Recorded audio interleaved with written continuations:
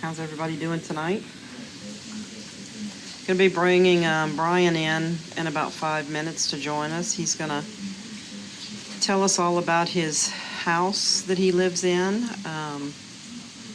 Has a lot of activity in his house. He posts a lot of it on here on TikTok. And he's going to come in. Hey, Heather. Thank you for place a protective bubble around us. We need it. Hey, Heather. Speaking of bubbles. Yeah. So Brian's going to join us in 5 minutes. I'm going to bring him in. He's going to talk about his house. There's been 5 people that passed away in that house throughout its history. And he has a lot of activity that happens there. So he's going to come in and share all of that with us.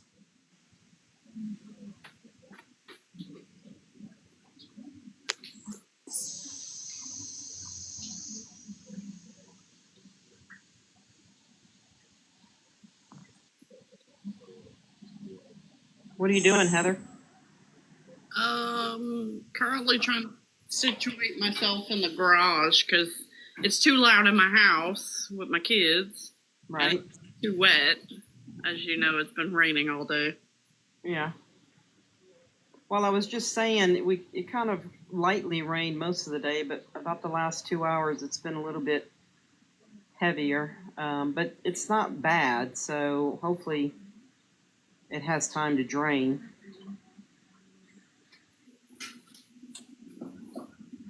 Yeah, hopefully. Is it your street or is it Crystal Street that floods real easily? Or is it both of you? I think it's both of us. Yeah. Do y'all have any water yet anywhere? It's starting to pool up at the end of the driveway, but so far roads are still passable. If it does continue, it probably will get right. rough. Well, welcome, Brian. How are you? Hey, how are you? I'm good. We can't see you, but we can hear you. Let's see. How do I make you see me? If you want to see me, I don't know about that. There's a little camera, I think, at the bottom, right, Heather? And you just click the camera. Yeah, not too far from where you type a message. Let's see, camera. Okay, let's see. Save. There you are. There we go. It was right into the sun blasting in the back there. Let me put my glasses on. Yeah. Well, Brian, it's nice to meet you. Thank you for joining us. Yeah, this is awesome. Thank you for inviting me. I'm sorry about the screw up last time. That's okay. Hey, things happen, right? Yeah. I'm just glad to be here, and I'm glad y'all have me back. So I appreciate that. Yeah, definitely. So we're gonna wait just a couple of minutes and maybe see if a few more people join us. I know a lot of people I've been promoting you all week, and a lot of people were interested in hearing the history of the house, and then maybe taking everybody on a tour and kind of telling everybody what kind of activity you have in each room. Absolutely. Yep. Yeah, I'll take you kind of back to. I'll get a little bit into my background because it kind of relates to the story and how the book was written. But other than that, then yeah, we'll just take you room by room. And the house has been investigated twice already, and both times was investigated. Both times were pretty active, and they caught some things. So I'll show you all where those things were caught as well. So yeah, exciting. Yeah. So I have a question for you because a lot of our paranormal friends have asked. Do you allow people to come in and investigate? Do you charge for that, or how does that work out? No. So, like when you were having this stuff going on, like we didn't know, there is no real Ghostbusters number you call. So I started looking at Facebook groups and all kinds of paranormal groups that were just around the Fort Worth, Texas area. And I sent the stuff out just asking people if they would come and just check it out. And finally, I connected to one person who used to give ghost tours at the Fort Worth Stockyards. Her name is Rose Valenzuela, and her husband have actually investigated for a long time. They've gone to a lot of different places, and she was interested. So She came over to meet me, make sure I guess I wasn't crazy, and then passed. I guess I passed that test. So they came and did a full investigation, and yeah, and then just they brought a psychic medium with them, which I was super skeptical of until the second time they came, when she nailed something that there was no way she would have known. So that really, now I'll pay attention when she comes back again. But yeah, as far as am I open to people? Yeah, but you know, I got to be like, I guess, careful, you know, to make sure that people are coming in for the right reasons. Right. You know what I mean? Because I don't want to stir anything up that I don't feel should be stirred up. There's nothing really negative that we've experienced here. And Right. I don't really want to make it like a, I don't know. You know what I mean? I kind of want to protect it a little bit. No, our group totally understands that. We've been around since 2005, and the number one rule is there's no provoking or aggravating any spirits. We just go in and visit. That's it. Like, Yeah. you know, learn about the history, try to communicate, and that's it. Yeah. So, Yeah, that's the way it should be. You know, I don't want to see like anybody talking about demons or anything like that. right. No. Especially, I have to live here, so I don't want to like talk about that kind of stuff anyway. So Exactly. No demons, no portals, right? yeah, there's no portals. Right. So let's go. I guess we can go ahead and get started because it is 6:30. So why don't you go ahead and start with your story and the book, and then we'll kind of go from there. Okay. Well, so first of all, my name is Brian Bateman. I used to live in Cincinnati, Ohio.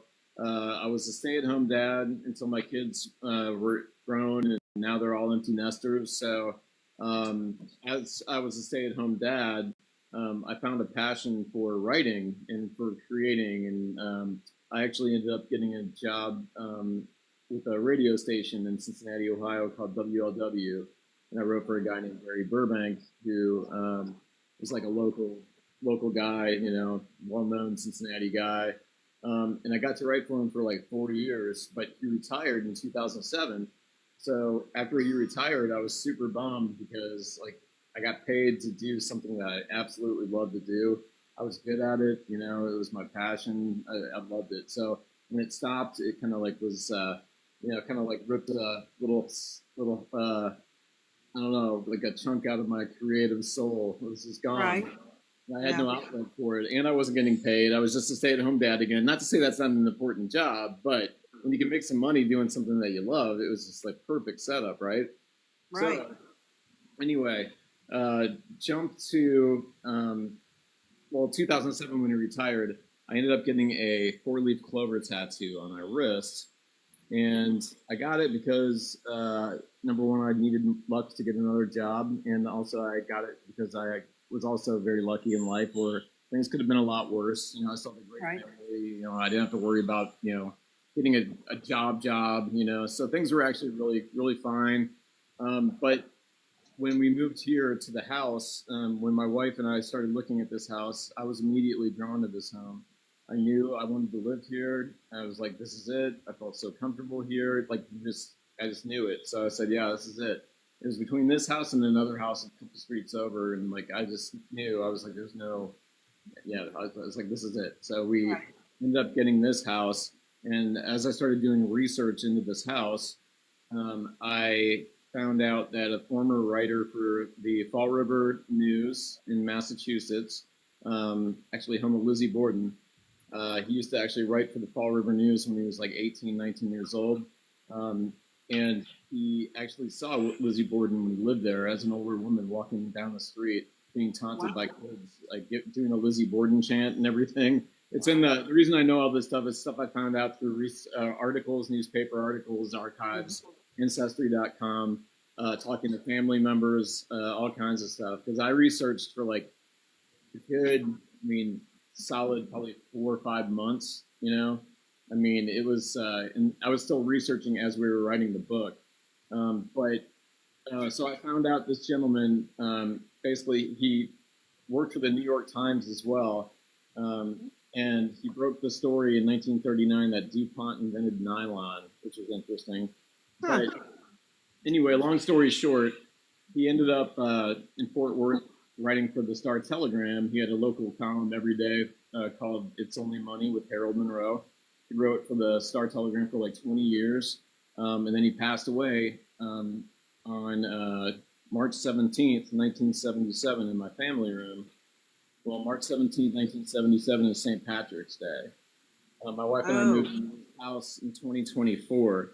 I'm at a point in my life where I've been looking and searching for something that I can do with my life. I could go get a job anywhere. I could go get a job as a cashier. It's not fulfilling, but to me, fulfilling was creating. So now, after I discovered that this guy was a former writer who died on St. Patrick's Day in my family room, I felt this instant connection where this is something I'm here for a reason. Because again, I felt before we even moved in that this house was the house before I even knew any of this information. Right. So basically, that's the main inspiration for the book. And the book is actually historical fiction. So we didn't really have enough material for the whole true story that I'm telling you right now. So the author that I begged to get her to do this book because she hates scary stuff, which is another long story. But she really, I think, knocked it out of the park with bringing in the reality of what I experienced in this home, to, also the things that we found out about the street. I'll tell you about some of the crimes that we found out that were committed on the street, two doors down from me. So that's the book. It's on Amazon right now. Let's see if I can turn this camera back. How do I flip it around? Y'all know how to do that? I don't know. Heather, do you know how to flip it? If I flip it to show you the picture of the book. You'd have to click on your screen, on your little box. Okay. And then there's possibly one of those rotating, I don't know how to explain it. Yeah, rows. There we go. You see it now? No. Not yet. Now we see. Okay. Because I'm going to need this angle anyway when I give you all the tour, because I want you to see the rooms and this, the area, instead of just looking at me all night. But so this is the book. It turned into a 8-month project, start to finish. It's a 320-page novel. And like I said, we incorporated a lot of the reality of what I experienced. And the book's basically about a former comedy writer who moves to Fort Worth, Texas in a haunted house and finds out that a former writer dies in his home on St. Patrick's Day. So there's a lot of truth into the actual book that we put in there. So if you know the whole story and you read the book, then you're like, okay, I see what they did there. You know what I mean? So yeah. All right. So how do you want to get into this now? Let me ask you a question. I believe when I joined your live one time, you had mentioned during the live, or maybe I thought you mentioned, there's been 5 people that have passed away in that house. Is that correct? Yes, correct. Yeah, okay. 5. The first in 1914, the last in 2023. We moved in 2024. The last one was February 3rd, 2023. We moved in February 4th, 2024. And we're actually moving things in on February 3rd, 2023 without knowing that Walt had passed away in the guest room literally a year prior. Yeah. So the house was renovated within that time too. It was renovated within the year because it was in really bad shape. They had to do the house is built in 1911. It's a craftsman style bungalow. Most of the houses in my neighborhood are from 1890 to about 1930. So it's also, we live in the largest collection of historic homes in the Southwest United States in this neighborhood. So it's really, really amazing. Even with the tragic history I'll tell you about and stuff, the neighborhood we love it. It's an amazing neighborhood. So, yeah. So, that answer. Yeah. So maybe before we take a tour of the house, maybe talk a little bit about the tragedy that happened around the house, in the neighborhood. Okay, I can start with that. So when I was doing the research on the house, after we moved in, and I discovered that Harold had passed here and was a former writer, and then I became super obsessed, and I was just nonstop looking up stuff on the house, and then things would pop up on the street. as well. So I'd start seeing news stories on the street. Well, it turned out 2 doors down in 1998, an 18-year-old grandson unalived his grandmother with his bare hands. Oh, wow. In their home, yeah, and that was literally 2 doors down from me. It was suspected that there may be some satanic stuff involved in it, but they never really said for sure. They did say that there were symbols found, his drawings. He had some, I don't know if it was like sigils, I don't know if they were just, pentagrams, whatever he had drawn. But it sounded to me like he might have had a drug problem. She probably had enough, probably kicked him out, and just, one thing led to another. And Right. yeah, so I found out about that one. And then we also then found out a year after that, in 1999, a few houses down from that house and across the street, there was a couple that was unalived. They were in their late 60s or early 70s. Again, they were bludgeoned, beaten to death. Oh, my God. And that case has still never been solved. And that was, again, in 1999. And then in 2020, a 4-year-old, her mother unalived her. And because she said that she had heard voices and telling her to do that, or something worse would happen to her. So she unalived her, put her in a trash can. Ooh. Called 911, and then when 911 came, or the police and ambulance and stuff came, she admitted to basically exactly what I just told you to them, and took them to the trash can. And yeah, that was in 2020. So when I walked past that house with our dogs, man, it's a house you just feel this. Oh, it's just so, gives me the goosebumps every time I go by it. I try not to go by it, actually. We go the other way. But yeah, so, and then we found out too, in 1923, there was a huge explosion and fire on my street that destroyed and damaged several houses around here. Oh, my gosh. And then also in 2017, a man next door unalived himself in the backyard with a gun. On the other side of me, next door in 1911, I found out a 16-year-old passed away from typhoid fever. That's all I found out so far. And that's just like my street. The neighborhood, there's even more in the neighborhood. I could go on and on and on and tell you about other things that have happened in this neighborhood in the past, like, from little kids being unalived by trolley cars behind where I lived. Man, there's it's a crazy history. But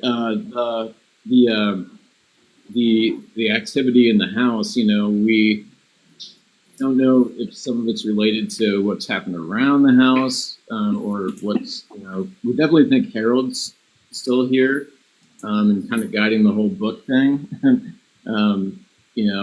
Because again, without him, that wouldn't have ever happened. I would have never written a book, because I wasn't a book writer. I was a comedy writer. I wrote sketches, and I wouldn't even know how to write a book. So I was so compelled to get this book written that I basically begged Jennifer to write this thing. So, he definitely, whether he's physically here or whatever, it's like he's definitely here in some capacity. Because I feel like I was guided here for that reason, and you know what I mean? It's pretty wild. But yeah, we don't know exactly everybody who's here. We have some suspicions. I'll tell you about the people in the certain rooms that we suspect and the medium has told us about. And Okay. so, yeah. I do have a question. So when you were doing all the research and you learned about all of the people that had passed away all around you, and then the fire in the neighborhood, did you ever come across anything that maybe said what that land was before houses were Yeah. Okay. So if you want to go back to the land, it was Comanche, Okay. Indian territory. It was this was all Comanche, and the Comanche were a pretty fierce tribe. Actually, in my neighborhood, they actually used to drive not this Indians, but they used to actually drive cattle through my neighborhood north up to the Fort Worth stockyards. So I can go just a couple streets over, and there's a historic plaque of the trail that they ran cattle.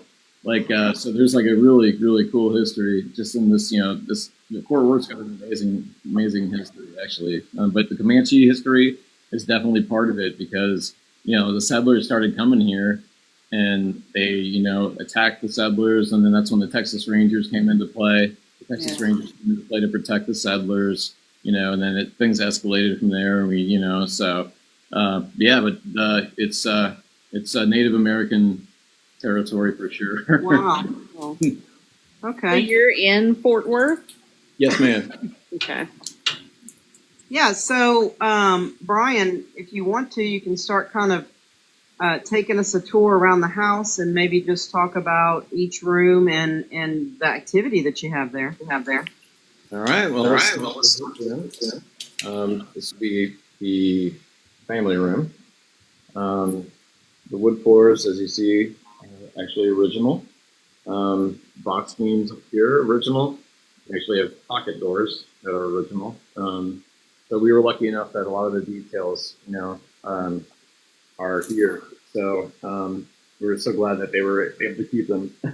This room didn't exist. This room actually was just part of the family room. So in the Betsy, me too. I wasn't going to say anything, but I definitely saw like a shadow of a man behind that chair. I think it was a white chair. over here. Yes.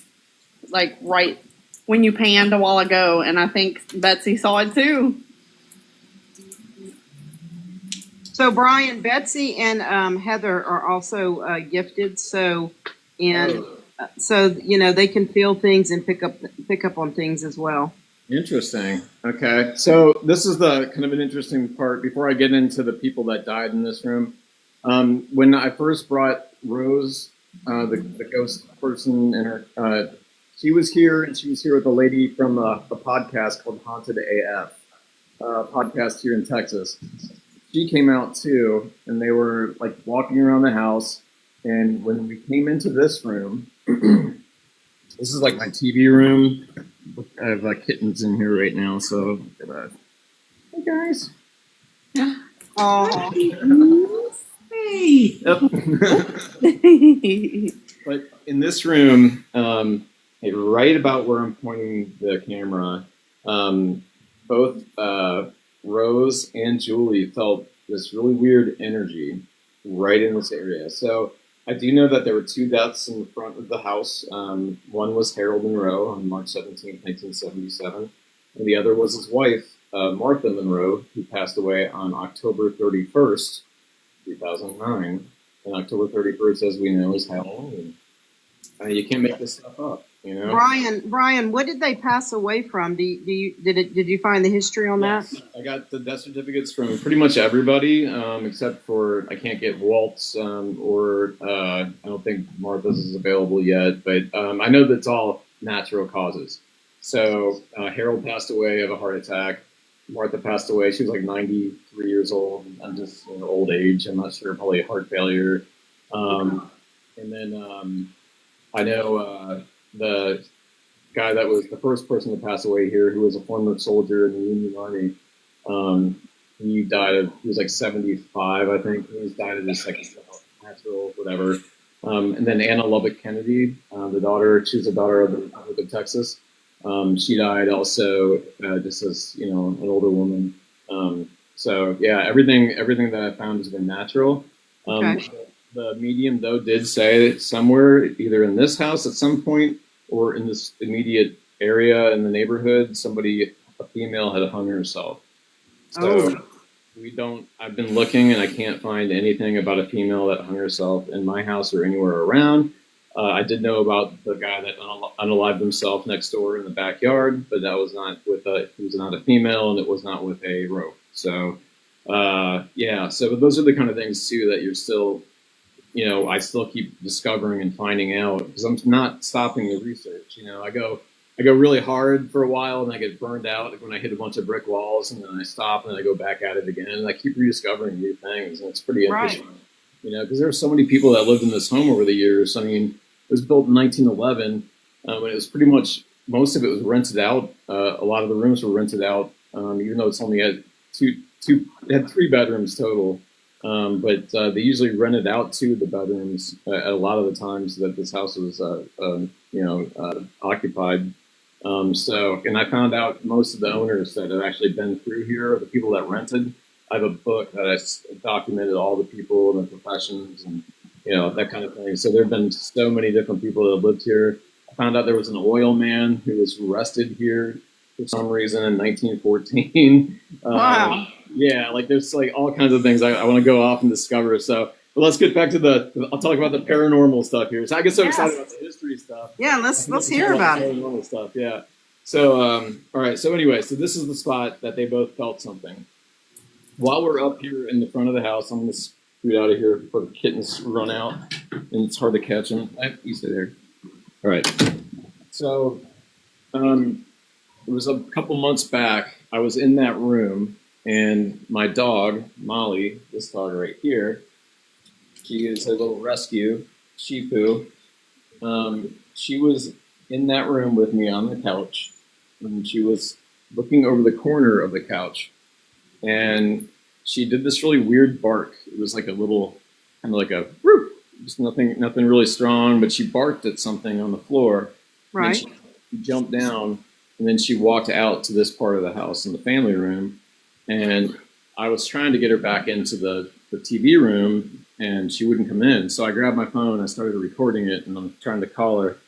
I'm totally like, Molly, come on. I post this stuff on Instagram too, so people can kind of go and look through stuff that I think significant that I post, that they might want to see. And that to me was kind of wild because she'd never had a problem going in that room ever before. Right. So later that day, she is back in the room finally. She's back in the same spot. I'm in the same spot. It's quiet. And then we both hear somebody whisper, hi, like this. It was like, hi. It was a loud hi.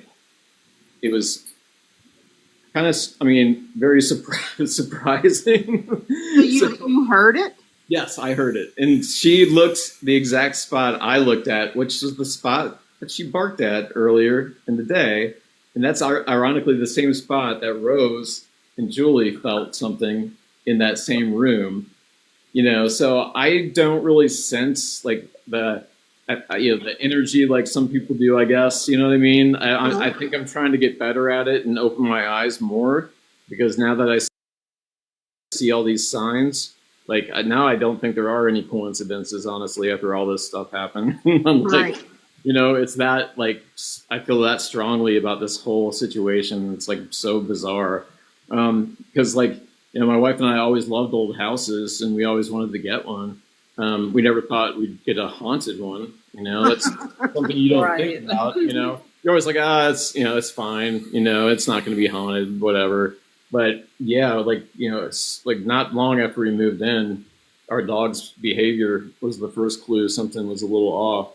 And Right. I'll talk about that as well. But yeah, so the audible hi in that room, my dog heard it. I heard it. We both looked at the same spot, which was the spot that she looked at earlier.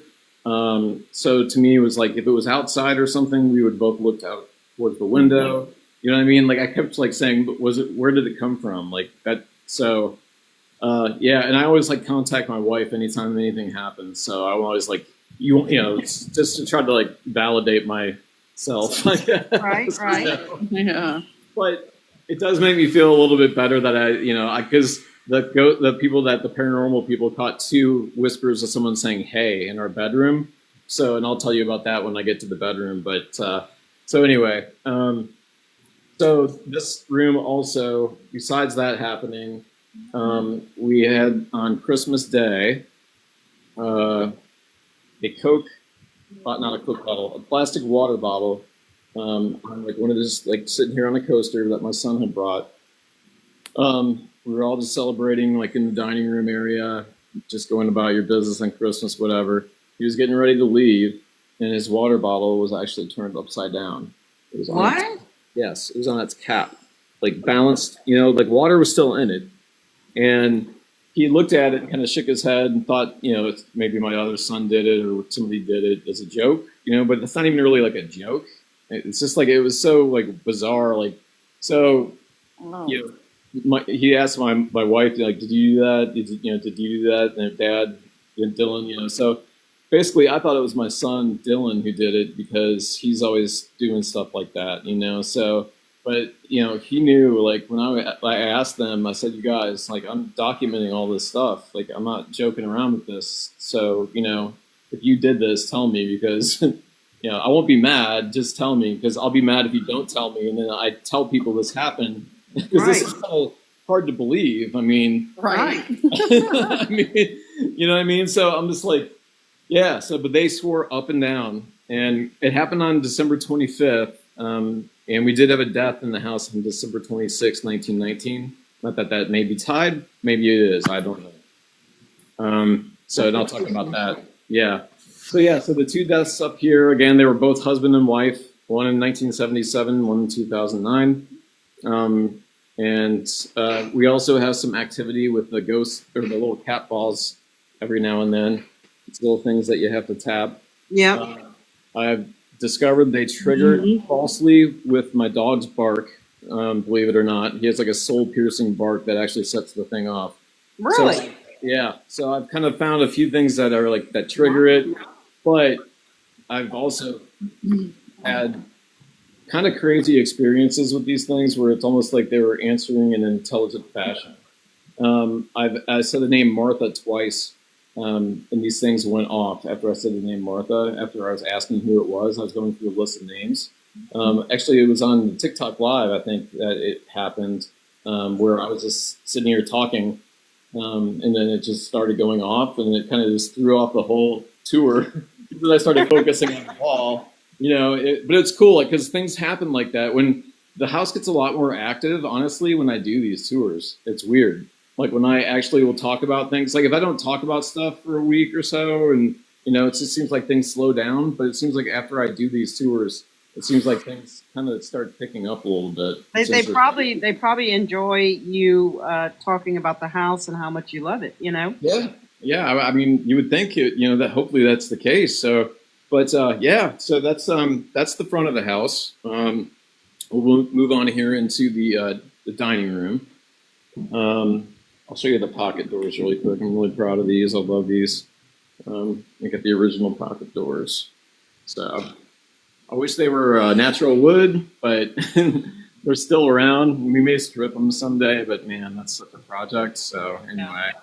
All right, so the medium told us about a spirit of a little boy that's in this room. We don't know who the little boy is, why he's here, what he's doing, but apparently... So y'all don't have a name? No. Apparently he's sitting in the chair. I'm getting George. George. Yeah. George. So, okay. Because so these chairs are actually from the 1830s. And I'm not sure exactly where they were made, but it's interesting you say the name George, because that piece right there, that buffet, is from England. George, of course, is a very English name. Right. And that buffet was from England from the late 1800s to the early 1900s, I believe. We got it from a guy on Facebook Marketplace, believe it or not. And he actually, literally imported it from England. And it had been in his family for a long time. And so we don't know if it's connected to the furniture, but yeah, supposedly it's from the 1850s, and supposedly his name may be George. Very cool. I like it. Yeah. I like putting a name, Yeah, right? Yeah, absolutely. See if you get responses now, like maybe set up a cabal and see if it responds to that. Yes. Yeah, that's very cool. So that's the dining room area. I'm going to move on into the kitchen. Apparently we have two spirits in the kitchen. One residual and one intelligent. Residual's name is Viola, we believe, who actually lived here from the early it would have been like 1912 to 1915 when she passed away. She didn't pass away in the house. She passed away at her sister's in Indiana. After she went home, I think she probably knew she was going to pass away because she suffered from colon cancer. So she came down here with her daughter. She had her new husband who actually adopted her daughter. She came down with her brother and his wife. and her uncle Alicia, who was the former Civil War soldier, who was the first person to pass away in the home in 1914. Oh, wow. He passed in 14. She passed in 15. So you can imagine they probably came down here for a new life, coming from Indiana, and because they both worked for the railroad. And and then she's fighting cancer, and the little girl is only 9, 10 years old. She loses her mom, and then after that happened, I think she ended up getting adopted by somebody else. But anyway, we think it's Viola, and this used to be a chimney. There used to be a chimney right there where you can see where they patched it at the out. That actually would have been connected to a wood burning stove that would have been over here. There was no pantry there. It was just a flat wall, so there would have been a stove back there, and then it would have been attached to the chimney, of course, to funnel out. And the medium sees her walking back and forth from here, where the stove used to be, all the way over here to the sink. Oh, wow. It's actually the original sink as well. Yeah, which is awesome. We're so happy we have the original sink. But yeah, so she sees her walking back and forth from here to here. And interestingly enough, after we first moved in, not too long, my wife was working in the kitchen, and we had a little plastic dog bowl, a little travel dog bowl that was about right in this spot. And it wobbled. It started wobbling on its own, and then started spinning. You know how it spins faster at the end? Yeah. And it made that sound, and my wife turned around and looked and startled her because she was far enough away where she didn't kick it or she didn't touch it. She wasn't close enough to it to disturb it. So she called me immediately. And again, another one of those things where then we try to everything I'll tell you. We've gone through the whole, they say, the debunking process. Right? Yeah. We always try to debunk it first and there are many, many times where we can just be like, oh, wait, that was just that. Or wait, okay, that was that or that, Right. But now it's like we question everything now, which is funny, because before we just we didn't really think about it too much, If you heard a noise, whatever, But now it's just like, wait, what was that?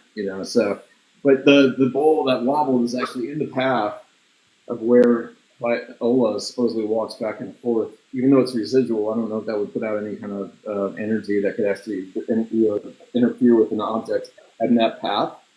But this is the kind of stuff that we're trying to find out. But we also have a supposed spirit of a German Shepherd in this house, and it could have been the German Shepherd. So yeah. Brian, do you have? I know you have cameras in your house. Do you have any cameras in your kitchen? Yes, I do, but it's only like a security camera, so it only gets triggered if an alarm goes off. But I probably should set up a camera in the kitchen. That's not a bad idea actually, because I've not really recorded anything in the kitchen. So I don't even really, I guess I rely on the ghost people to come here and set all that stuff up and do all that. Right. But yeah, so that's Viola, and then Martha, the lady who passed away on Halloween in our family room. She is said to be here, coming and going, and not liking us necessarily in her space in the kitchen. So when we come into the kitchen, she doesn't like us in her space. Not that she doesn't like us. It's just it's her territory, and she didn't live here from 1957 until 2009. So I think if anyone that lived here would be kind of possessive of a certain area of the house, it could be her. Right. So, so we started calling her the kitchen witch, because she died on Halloween, and she doesn't like us in her kitchen. And so we're, as a joke, we always just hey, kitchen witch, we're going to start cooking, so leave us alone. It's all good. Right. The second time the investigators were here, they investigated months apart. But the second investigation, they had one of those things that talk, those little machines that say the words. Yeah, yes, and it said the witch is here, and as it said the witch is here, the stuff in the kitchen, like the REM pod, was going off, and the little strip that they have that detects movement was stopping in certain areas that detects somebody walking across the area. Wow. So it's just interesting when it said the witch is here. the paranormal people didn't know that we called her the kitchen witch. So my wife and I were like, oh my gosh, we call her the kitchen witch. So it was almost like she was like, ha ha ha, the witch is here. Right. And then she starts lighting up the kitchen, right? It was pretty wild. It was definitely pretty wild. So, and then the last thing in the kitchen that had happened was, I'll just say, it was the dog sound behind me. I was talking about my dog. The first thing that to set us off to something was weird here was my dog wouldn't sleep in our bedroom. Like he used to have a bed on the floor in all our other houses that he'd sleep on, no problem. In this house, he wouldn't sleep on the floor in the bedroom. He'd always go up to the front of the house. He'd go up to the TV room, and he'd stay there all night, come in the morning, and then just do that every night. And it was driving us crazy, so we shut the door to try to keep him in, and he started scratching on the door to get out. But he wanted to get out of the room. So we ended up having to put him in our bed physically for him to sleep in. Yeah. So now he sleeps in our bed, which is like, it's fine, but it's like kind of a pain, So anyway, but so I was getting ready for bed one night. He was in the bed, and my other dog Molly has a cage on the floor, so she was in her cage. And I'm walking this way to turn the porch light on, and flipping on the porch light, turning around like this, and walking back to go to bed, and I hear the sound of nails, like dogs' nails, walking on the hardwood floor behind me. So I turn right here. Of course, there's nothing there. I'm super confused. So I'm thinking my dog jumped off the bed and somehow snuck behind me, but I would have seen him in the front. It didn't make none of it made any sense. Right. But I thought my dog fell off the bed and it could have hurt him. So I kind of like jogged into the bedroom here, and here he is right here. This is the guy. Yeah. Miles, say hi. Miles. Hello. Yeah, buddy. Say hi. Aww. He's cute. So he sleeps up here, and I came in here, and sure enough, he was sound asleep right here. Molly was down there in her cage, sound asleep. Oh, And I literally that's hit crazy. Oh my gosh! And then 2 times since we've lived here, I've actually felt an animal press up against the side of the bed. When they like get to try to get you up. Mm-hmm. I physically felt. I thought my dog kind of fell out of bed, and it was him. But when I felt that, then I reached over. My dog's still in bed, and I told my wife about it both times. It's happened twice since we lived here, and it was so real that it's so like shocking. Like it's like it wakes you. Like I don't know. I was like, oh my gosh, I just felt the dog. Like, and she's like, what? Because she was asleep, but it's just like when things like that happen. This is so. It's so weird, like it's so real, and then you always question, like, wait a minute, is it not real? Like, did I hear something? Am I hearing voices? But I swear it's like, and with the medium talking about all the animals, she said there were a bunch of animal spirits in the home, a lot of cats. We did find out there's a mini cat cemetery in our backyard. Oh, really? So, Wow. yeah. So there's definitely. I mean, I'm not sure, but yeah. So the animal thing it's definitely a real thing, man. Because my other dogs exhibited weird behavior as well by staring into corners, not coming into certain rooms. I mean, it's happened a few times, but it hasn't happened. It doesn't happen all the time. That's what makes me like think it's even. When you start questioning, is it real or not? It's like it doesn't happen all the time. If it, it's like if it was something with the dog or something, I don't know, wouldn't it just, they keep exhibiting the same behavior over and over again? That like the same, what I mean? I don't know.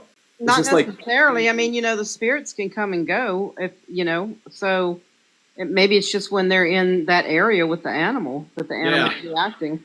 Yeah, I don't know. It's just like, when something's different, you know what I mean? Right. Like, it's like, because like she's a shelter dog, so she has a lot of quirks already.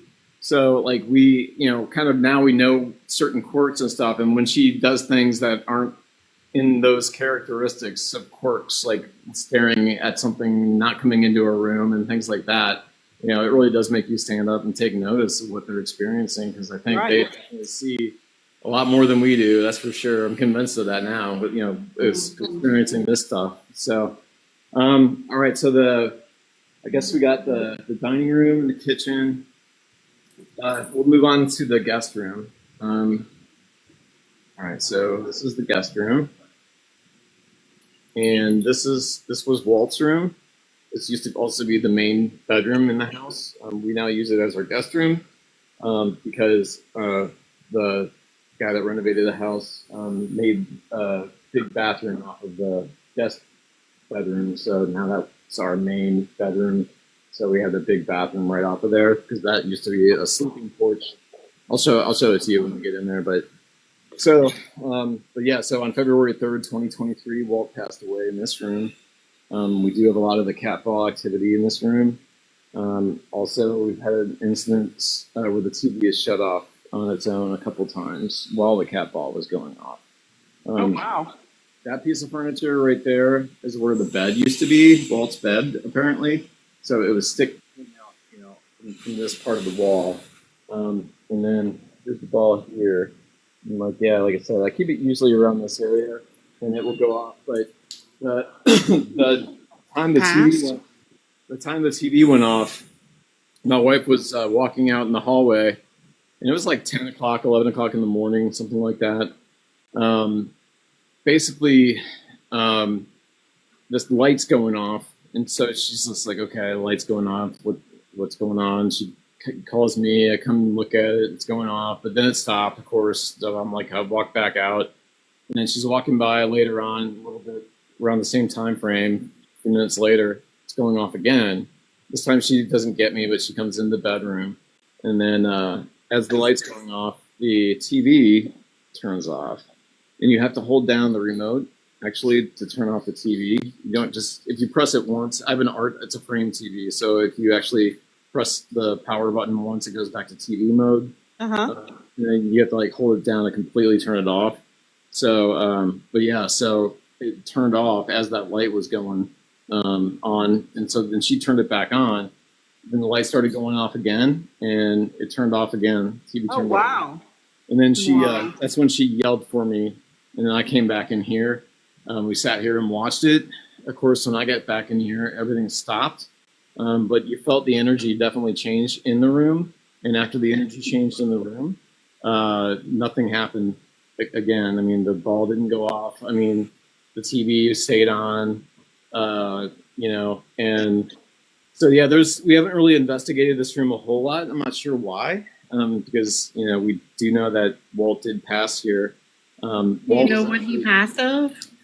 I'm getting breathing issues. That's a possibility. I mean, I don't know. I could ask my neighbor Jordan. He was Walt's caretaker. So I definitely know it was old or something. So, but yeah, it could have been a respiratory thing for sure. We suspect that he may still be here because he moved in with Martha in about 1984, I believe. Wow. Her kind of like her husband, but they never got married. Right. So, but I know when she died in 2009, he was just so distraught. And then ended up having another lady move in with him, who I'll tell you about, who actually suffered in one of my back bedrooms of cancer. I'll tell you about that story in a minute. So the TV turning off twice in this room, the ball going off. And like I said, we're going to focus on this room in the next investigation, which hopefully is going to be in the next couple of weeks here. Well, good. So it's interesting. Every time you do an investigation, it seems like you uncover something new and something different. Right. Another clue. So it's still fun to learn, because I know a lot about this house and the people that have lived here, but I still don't know. I probably still haven't really scratched the surface, honestly. Yeah, exactly. You know what I mean? There's just so many people, so many stories. There were babies born here, people died here, weddings here. Just so many. A lady, a woman named Dorothy Shreves was a female pilot who lived here in the 1920s. Yeah, like there's so many other people I've discovered that lived here that I could talk about their stories. But it's not. It doesn't. I don't think relate to the paranormal stuff going on here. But it's still, you learn about these people that lived here and the families and what they did for a living and stuff. It's pretty interesting. So Amazing. yeah. So all right, moving on from this room. Now we will get to. I'll show you the bathroom really quick. This is not original in any way, shape, or form other than the tub. We actually did everything else. We put the floor in. We actually bought an old cast iron sink that probably used to be in the. It probably used to have a sink like this in this house at some point. Right. But yeah, so we redid that, brought that in. But the tub is original, so it's actually cast iron tub.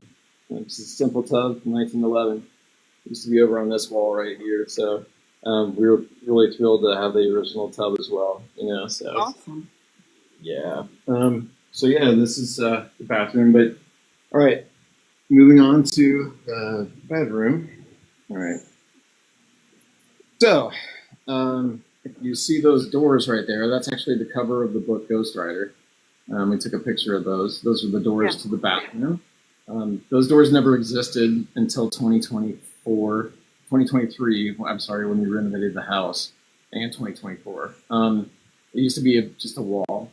There used to be a sleeping porch back there, and you could get to that sleeping porch through the one bathroom that was here. It was like a door back that way or something. And then a door to the hallway that went to the kitchen. There used to be actually a door behind this wall right here when they used to rent these rooms out.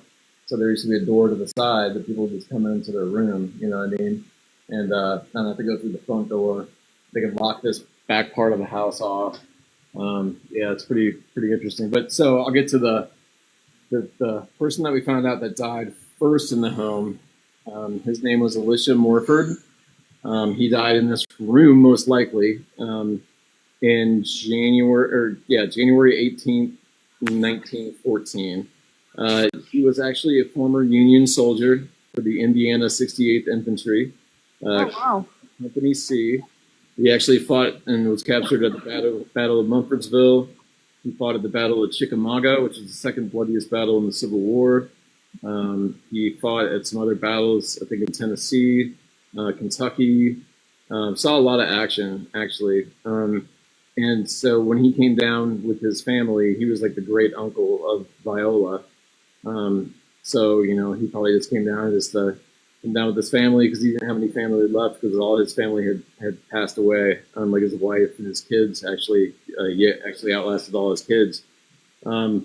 Yeah, so I had like the obituary and the notice of him passing away in the house, the death certificate and all that stuff. And then that's how I found out he was a Civil War veteran. Mm-hmm. Now, the medium did say that there was a spirit of a man in this room that she sees. She says he's grumpy. This is where we caught the two whispers of someone saying, hey.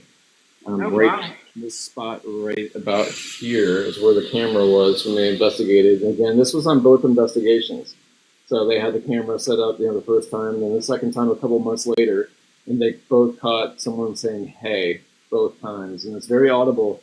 So I actually posted that stuff up too on the TikTok page, and you can scroll through and find them. But yeah, it's we had a lot of the REM pod stuff going crazy in this room too when they were here. I mean, it was going like nuts. It was like malfunctioning. And then the batteries were being drained. They talk about that happening with the equipment.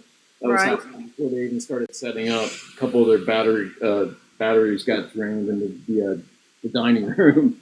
So it was, I don't know if it's the medium who brings and stirs things up, but when they come here, it definitely gets pretty crazy. It's pretty wild. So. I don't know. I just, like I said, I think they like the attention, so Alicia, again, passed away in this room. Now, here's the crazy thing. So then we found out December 26, 1919, Anna Lubbock Kennedy passed away also probably in this room.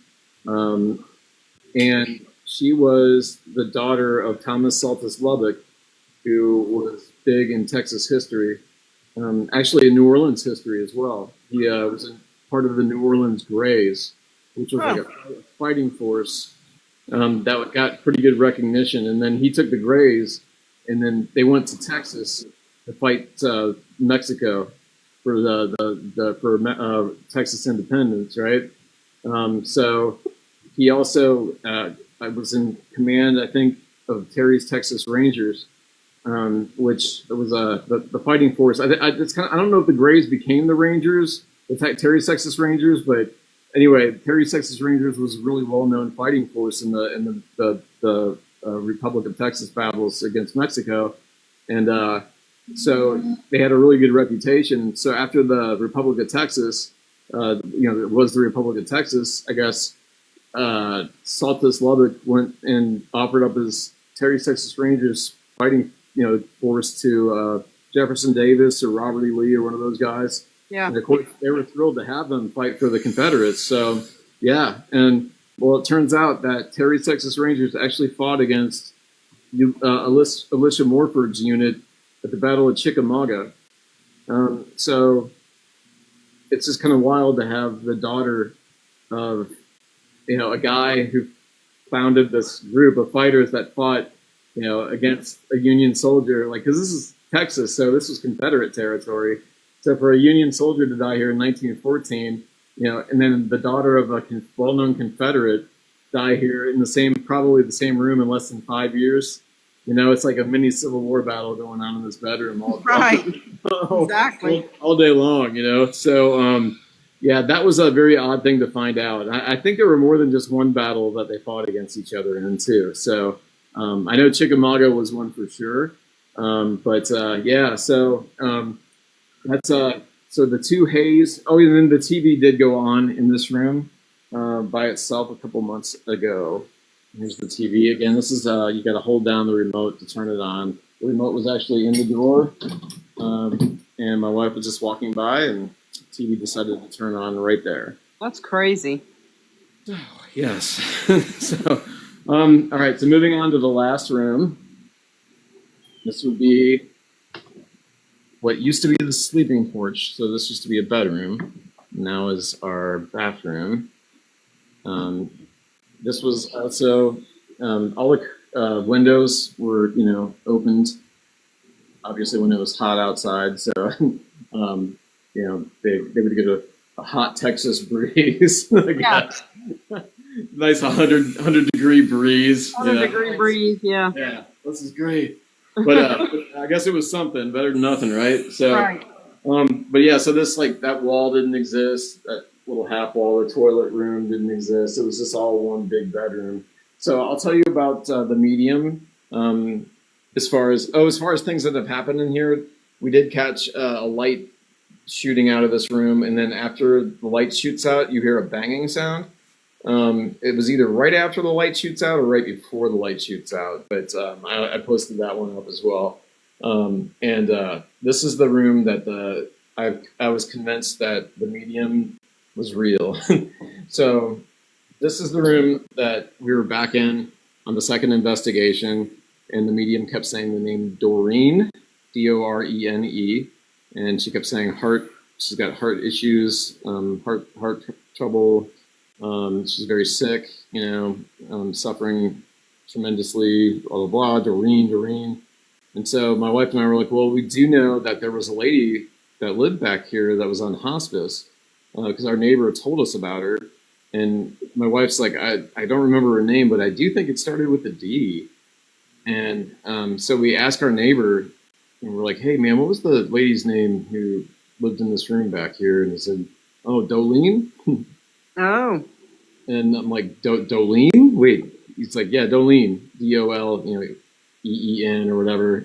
And I'm like, did she have heart issues? He's like, no, I know she had cancer. She was on hospice and she wasn't treating the cancer. And obviously she was very ill back there. And because he had to help her get up sometimes off the floor. Like he told me stories that they'd have trouble getting her through the front door.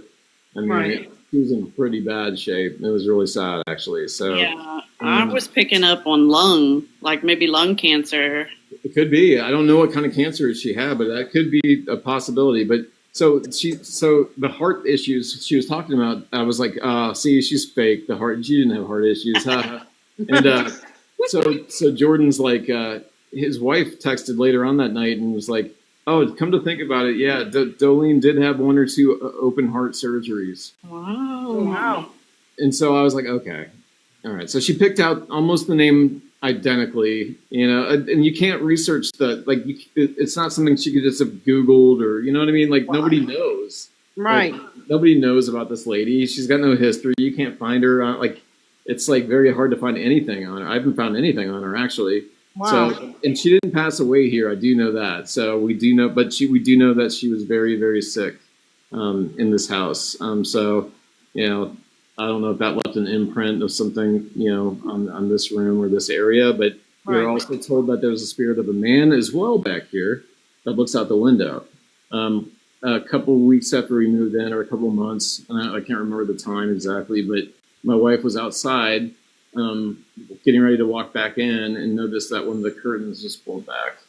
Oh, really? Yeah, like somebody was peering out of the window. It was stuck. And it's really hard to, these aren't the actual curtains. There were different curtains at the time. But we did the whole debunking thing, and the air wasn't on. It wasn't windy outside. I didn't run the vacuum and the air from the vacuum. So we went through the whole thing again and came to the conclusion, because these were closed. So, my dogs don't get in and put their heads up and look outside, So, why a male? Male? Yeah. I don't know. Do you know what age male? Because I'm picking up on a teenager, a teenage boy. She didn't say. Yeah, she didn't say an age. She said a male. Okay. Yeah. So here was the grumpy old man in this room. This room's just a guy that looks out the window, she said. Yeah. Very interesting. But then, so then we come home, and then these curtains are all pulled back, just a little bit, but all evenly, the same. Just 3 of those. And again, we did the whole thing, and we're like, okay, wait, what? So, and it's never happened again. That's the only time that we've ever had that happen. And yeah, so the last thing that has happened was probably the TV turning on by itself, which was about a month ago, maybe. Other than the cat stuff, those go off a lot, but I don't even kind of count those anymore, because to me, it's just oh, okay, it's just the cat ball going off again, right? Right. You shouldn't get used to that stuff, but I guess you do. But yeah, so this is so for the bedroom, I think it covered everybody that had passed away. We covered the true cases on the street. We covered the Comanche history of the house. Future investigations, are coming. The book again is available on Amazon.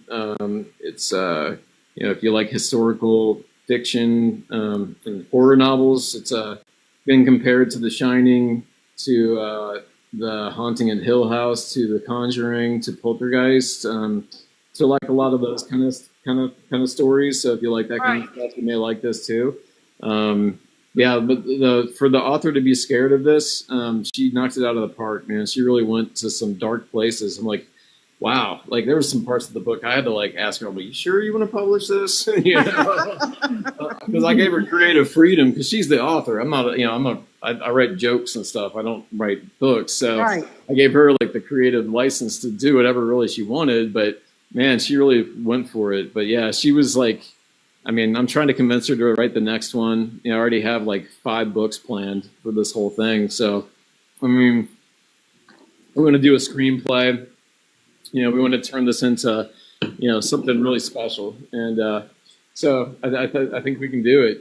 That would be awesome. That's very cool. Do you mind answering? I don't know if anybody has any questions, but do you mind answering some of the questions? You know what? I would love to sit down, get my water here, because I talk so much, I get so thirsty. I'm not used to talking so much, but yeah, I'll sit here and drink water, and we can answer some questions if anyone has them. I'd love to answer them.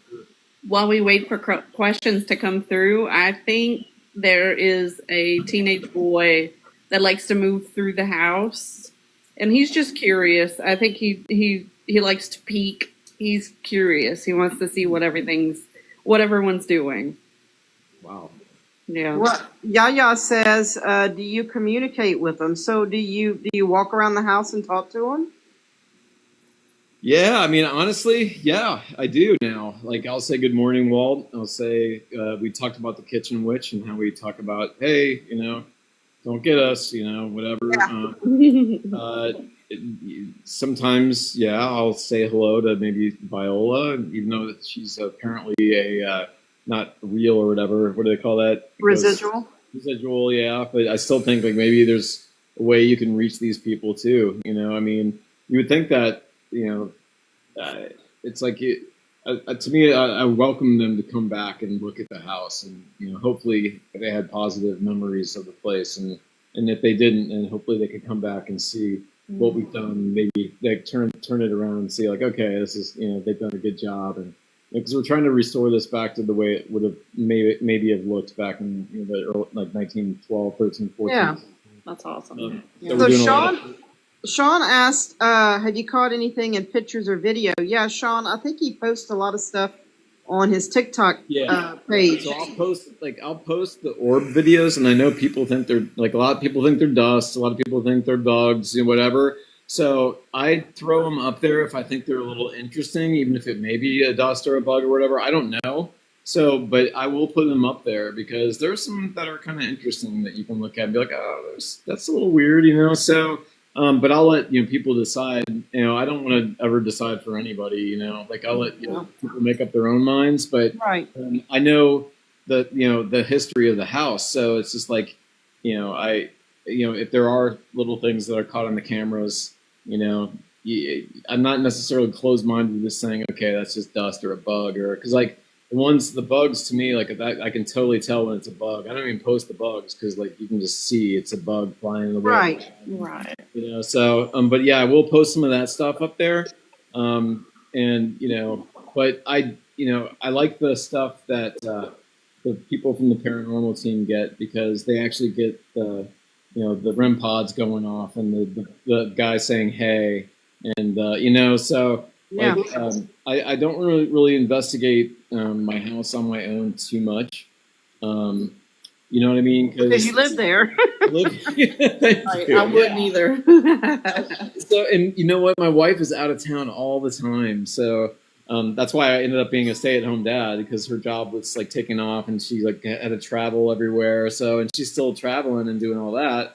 So, but I don't want to be sitting here like at night, when like that dog thing. When I heard the dog behind me, that kind of freaked me out. When I heard the hi, when I actually heard a whisper of someone saying hi, that kind of freaked me out. Right. Yeah. I mean, and I was alone both times when that happened, so I have to go to bed, by myself. Right. Well, I have my dog, who wants me to protect him. I want my dog to protect me, right?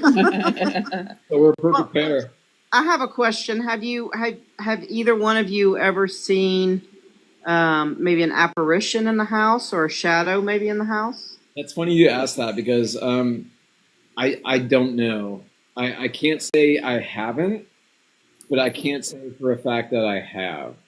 Okay. I think sometimes there are things that we think we see, sometimes out of the corner of our eye or between the doorway, or Right.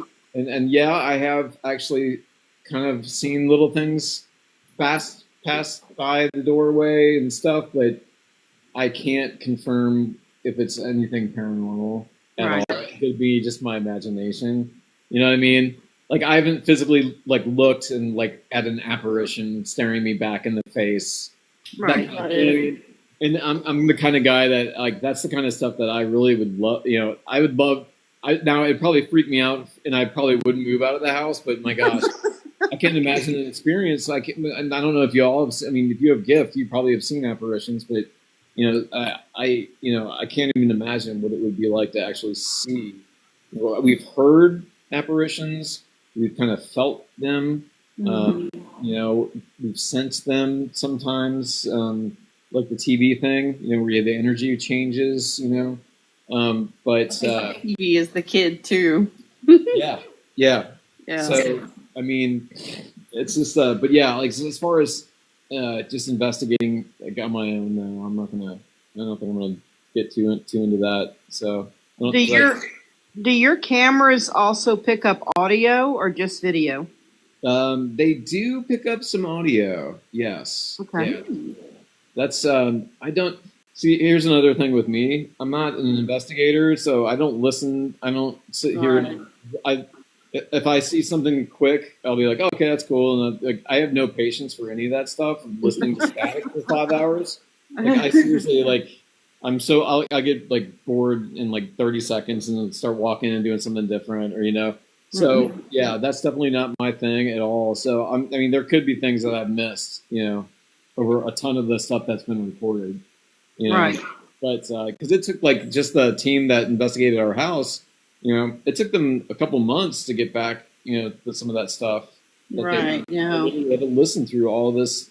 It's a audio. process. Yeah, it does take a while, especially when people have full-time jobs too. So I have two questions. Okay. Do you have any activity outside of the home? Interesting. Near the house? Not to our knowledge. Because I feel like the Dorothy person I picked up on before you mentioned her name, she likes to be outside. I don't know what she showed me outside. I mean, we have a really nice porch. Maybe gardening? I don't know. We do have a really nice big porch. I know that. Yeah. So, but Dorothy, so let me show you Dorothy. We actually found Dorothy's high school yearbook picture. Oh, wow. Quotes. And so. And then Stephen has a question too. After you show us their picture.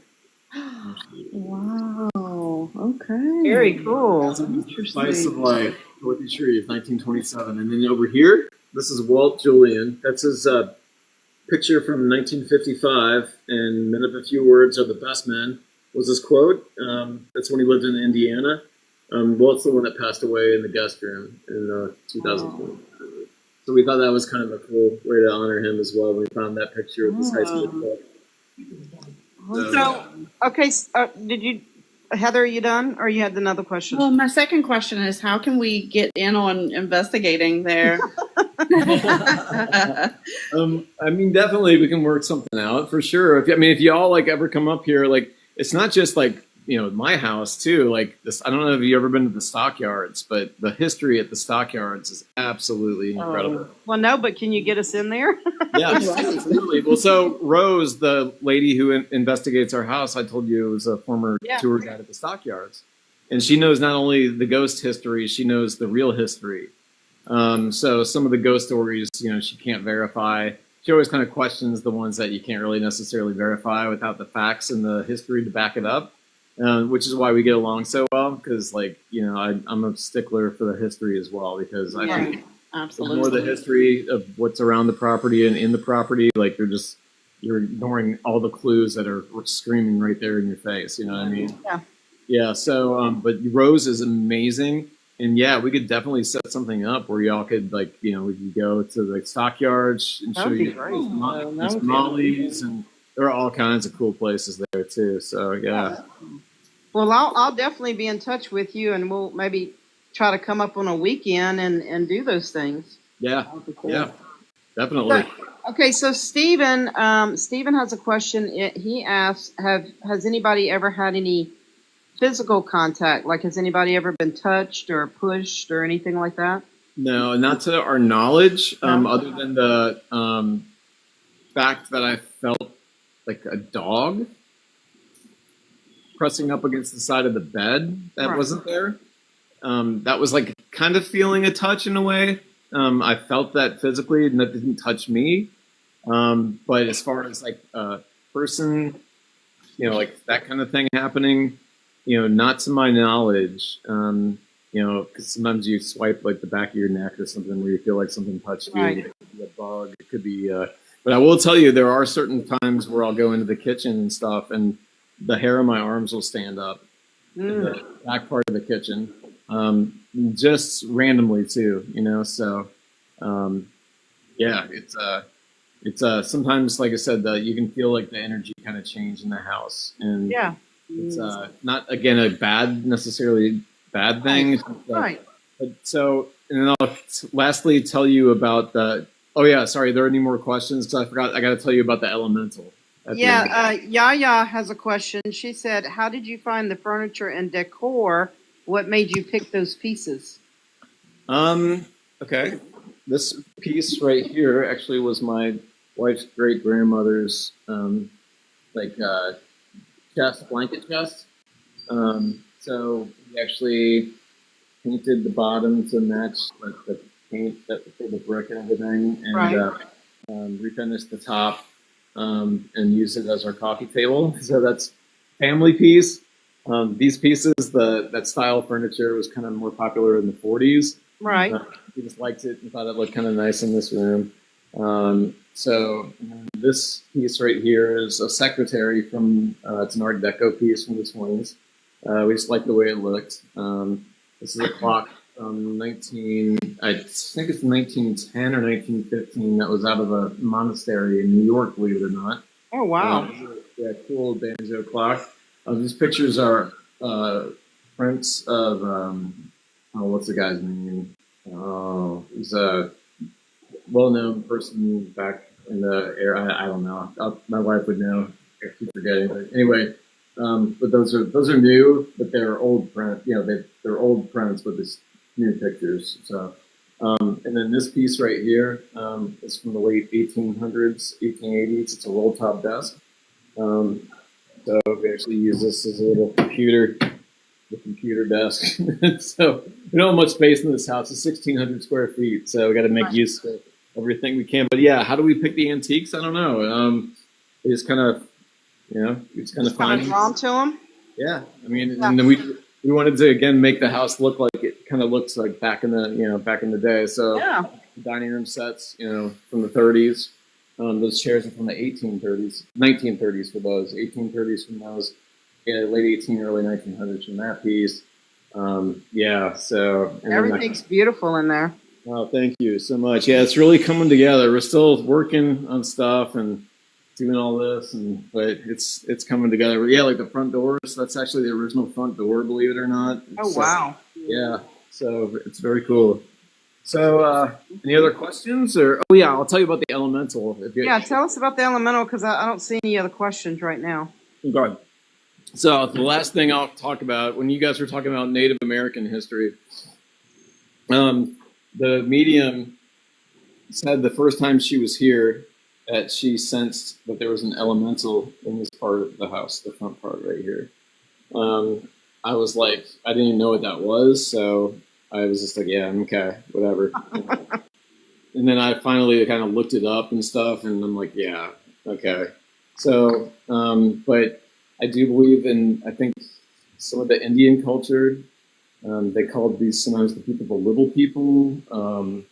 There's all kinds of names for elementals that also, I mean, it does apply, I think, to Indian culture.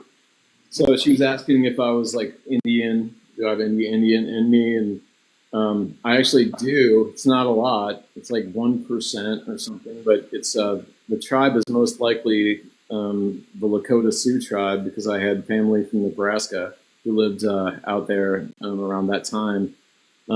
So we're the guy. Do you guys know Dave Schrader? Do you ever watch Dave Schrader? Yeah. So when I was on with Dave Schrader, he put me in contact with a couple of people that also do some investigating. And when I started talking about the elemental stuff, like now I think they're coming to investigate here as well, and they're going to bring a Native American, I think, with them. Start exploring that element of things, or that elemental of things. But yeah, so supposedly there's also an elemental, and like I said, I just kind of I'm just telling you what they told me, and I kind of leave it at that, man, because I don't really. I'm just trying to wrap my head around just the ghost stuff, let alone that kind of stuff. But like I said, we are on Comanche territory, and this land could be possibly cursed with all the bad things that have happened, not just on my street, but in my neighborhood. Right. Yeah. Do you have a large tree in like your backyard or Yes. side? Yeah. I think it's connected to that. I'm picking up on a very large tree. Yeah, there's a tree I can show you in the back. So you said Dave Schrader was coming to investigate there, or maybe I missed the conversation. Or his a team. He was gonna be in Dallas, and then he was gonna try to come over with them, and then that got canceled or something, so then they couldn't make it. And I think they're like in Alabama, so it's not like they're in Texas. But so here's the They're in Georgia. If it's who I'm thinking of, they're in Georgia. The ground underneath, definitely. Yeah. that's where the cat cemetery is. So the cat cemetery is all in that little area right there. Well, Marcy, your cat is staring behind. No, she's got her eyes got real big. Like, what? There's a cat cemetery? What cutie? She's like, what? So the backyard's another project. We're gonna be doing the whole backyard. We're gonna build a little tiny house back there, and a pool, and all kinds of stuff. But Nice. That's gonna be a big to do. So I'm not looking forward to that. I'm looking forward to the end process, but not the other process. So Yaya, she has a question. She said, "Are you going to be would you be filming when the Native American investigator, I guess, comes? Would you be filming that and letting everybody know about it?" I'm not sure how they do it. I'm not sure if they don't want anyone else filming or they would just film.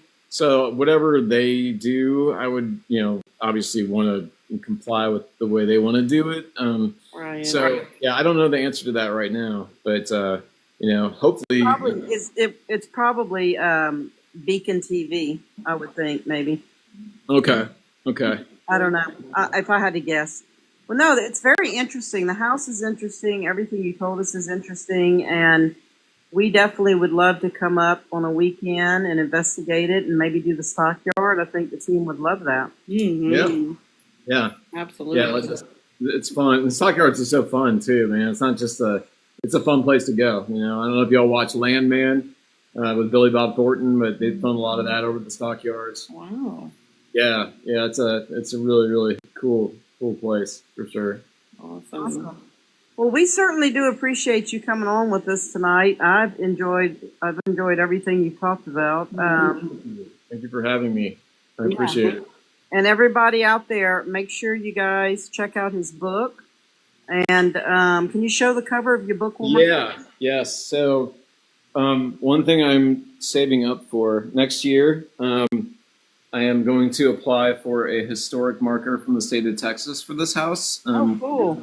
Call it the Kennedy Monroe House for Anna Lubbock Kennedy and her connection to the history of Texas, and then also for Harold Monroe, who had a local connection here with the Star Telegram and also worked for the New York Times and wrote that big story about DuPont inventing nylon. So, so I want to get one of those plaques that they write the history, because you actually have a ceremony. The state comes and they dedicate the house, and it's awesome. That is so cool. But those things are pretty expensive, so I'm starting to save now.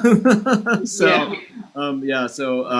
anybody that buys the book, all my proceeds go back into the home and this whole project. Like I said, the whole thing is to hopefully keep spreading the story with folks like you that are kind enough to have me on to tell it, and hopefully people understand just how kind of wild it is that the connection of me being a former writer and Harold being a former writer who passed away, and to me again it really just got me motivated that in a way I haven't felt in years, and I feel so. Just because it's so interesting to me, and I've met so many cool people, and like you guys, and like I talked to people from England about this, and like like I didn't realize like people would actually have an interest like to that degree, because it's kind of a long story and there's a lot involved in it, so it's not just like I have one ghost story about some lady in the kitchen. It's like, no, I got something about the lady in the kitchen, another lady in the kitchen, the guy in the blah, blah, blah, guy in the blah, this guy next door did this guy, it's just like, it's just overwhelming as far as the amount of information that like I've had to like learn. And, and so I appreciate going on with you though, because like I'm not one to really be in the I don't like being in the spotlight, honestly. I'm more of the behind the scenes kind of person, so it's kind of hard for me to do this kind of stuff, honestly, where I get out there and because I get really super nervous and then I start rambling and so but the more I do it though, I think the better I get, you know what I mean? So I appreciate this opportunity because again, it's going to help me just continue to improve, and I can tell my story a little more coherently. Yeah, you did great, and we were really excited to have you on. And that's one thing about the majority of the paranormal field is we definitely all support each other, and we like to see everybody succeed. So yeah, of course, we definitely want to get your book out there and have people go buy it so you can get your historical marker. And we definitely want to promote the house, and we would love to come and meet you in person and investigate everything. Absolutely. Where can we get the book? The book is available now on Amazon. So you just go to Amazon.com, Ghost Rider by Jennifer Brasington Crowley. And yeah, it's you can get it Kindle edition or paperback. We made the Kindle edition $3.17 for March 17th in honor of Mr. Monroe. And we also released the book on March 17th. So that's when it came out. So yeah, thank you. Those spirits in the house, I'm sure, feel that love from you and feel how much you love that house and support them. Yes. So I love that. I love that. Thank you so much. Yeah, I actually made all their characters like really positive, good spirits in the book. I love that. Like I didn't want to make them villains. I wanted to make them, loving. Yeah. And, so yeah. But I appreciate that. That's nice that you say that. I do honestly care so much about this home and its history that, like, I told my wife, I'm like, even if I won the lottery, I don't think I'd want to move ever from this house. I love it that much. So, that's great. We definitely appreciate having you on, and I mean, I know that we kept you on a long time, but everybody was just very interested in the story, and like I said, I'm going to stay in touch with you, and maybe we can all get together soon. Yeah. Hey, let's do it. Let's plan on it, man. We'll do it. Rose is like the coolest, nicest person. Her husband Joe is awesome. Georgia is the medium. She's amazing as well. Great. Yeah, it would be fun. We could all do it and just give a big investigation, whatever. We would love that. We collaborate. We collaborate with people all the time. So don't be surprised if we might have a few of our friends tagging along. Right. Sounds good, guys. All right. Well, thank you so much, Brian. We appreciate it. And thank everybody for joining. And thank you for all your questions. And I hope you guys